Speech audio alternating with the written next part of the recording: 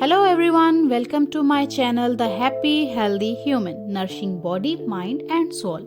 Friends, इस channel में मैं आपको सुनाऊंगी बहुत ही मोटिवेशनल और मॉरलिस्टिक स्टोरीज। जैसे कि लाइफ में समटाइम्स कभी कभी ऐसी क्रूशियल सिचुएशंस हो जाती हैं जो हमें कभी डिसीजंस लेने में काफ़ी मुश्किल आती है, लेकिन अगर हम ऐसी कुछ मॉरलिस्टिक और मोटिवेशनल स्टोरी सुनते हैं तो हम कुछ हद तक अपने जो डिसीजंस है काफ़ी स्ट्रांगली ले सकते हैं। तो चलिए स्टार्ट करते हैं आज की स्टोरी विदाउट एनी डिले।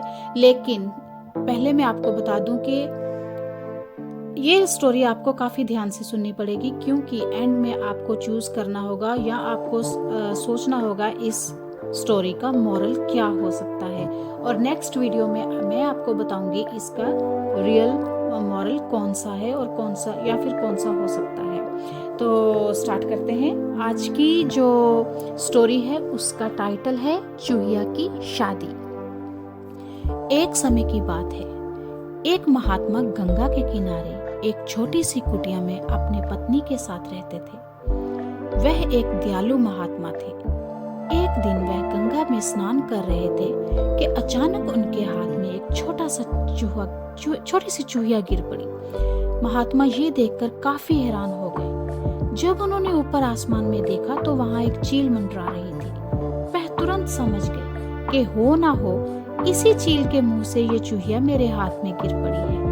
महात्मा नदी से निकलकर बाहर आए और उस चूहिया को बाहर घास पर बिठा दिया। फिर उन्होंने अपने मंत्रों से उसे एक सुंदर कन्या में बदल दिया।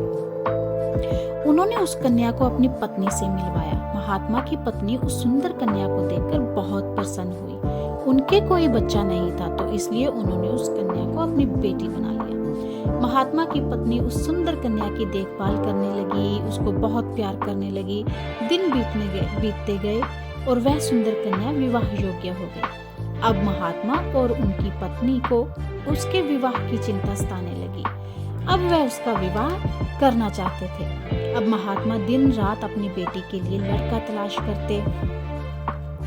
उसके विवाह के लिए वह सबसे पहले सूरज के पास गए और उससे बोले, हे सूर्य देवता, आप इन संसार में सबसे शक्तिशाली हैं, इसलिए आप मेरी कन्या से विवाह कर लीजिए। सूरज बोला, हे महात्मा, मुझसे शक्तिशाली तो ये बादल है जो मुझे छिपा लेता है। आप अपनी कन्या का विवाह इससे कर दें। बादल बोले, हे महात्मा, मुझसे शक्तिशाली तो ये पहाड़ है जो मेरा रास्ता रोक लेता है। आप अपनी कन्या का विवाह इससे कर दें। पहाड़ बोला, हे महात्मा, मुझसे शक्तिशाली तो ये चूहिया है जो मेरे अंदर मुझे खोदकर अपना बिल बना लेता है। आप अपनी कन्या का विवाह इससे कर दें। आपकी बेटी के लिए चूहा ही ठीक रहेगा। महात्मा ने चूहे को बुलाया तो देखा कि चूहे को देखकर उसकी बेटी झूमने लगी, खुशी से झूमने लगी। फिर महात्मा को याद आया कि जो मेरी बेटी है, जिसको मैंने मंत्रों से बेटी बनाया था, वो असल में तो चूहिया ही है।